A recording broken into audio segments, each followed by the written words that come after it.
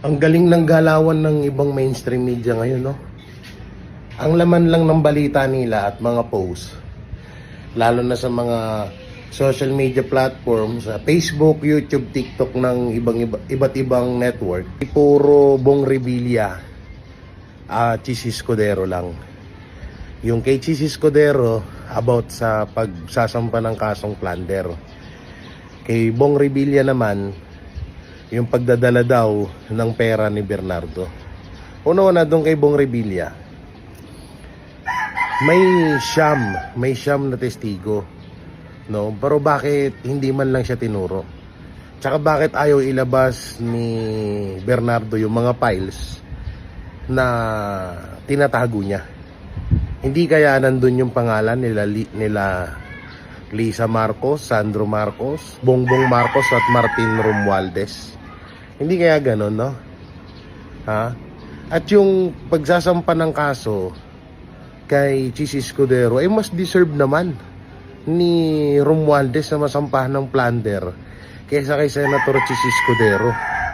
Tsaka alam naman din natin yan na isang panibagong diversional tactic na naman nila yan, na pagmumukay nila na ihaharap nila sa taong bayan na may big fish na naman silang maipapakulong, kagaya ni Senator Bong Revilla na pinagmamalaki nila ngayon na big fish.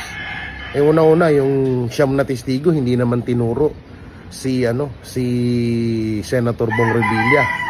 Yung 18 Marines, wala ding sinabing Bong Revilla at Chis Escudero.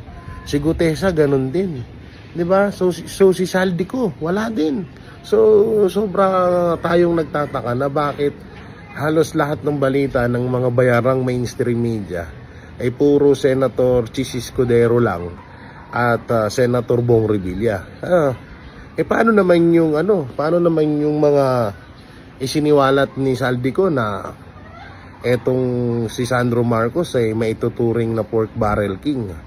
Yung siniwalat ni Saldico about kay Lisa, kay Marcos, kay Romualdez, hindi nyo binabalita, diba? Kung hindi Duterte ang ibalita nyo, yung dalawang senator at yung isang senator at former senator ang laman ng mga article nyo. Anak ng timang naman, oh. Tangina, diba?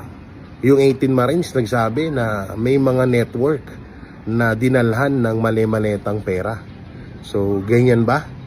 Ayan ba yung pakinabang doon sa mali-maletang pera na pagtakpan nyo yung mga mastermind at i-divert nyo yung issue sa mga taong wala namang kinalaman dyan sa mga mali-maletang pera na yan? Ganun ba?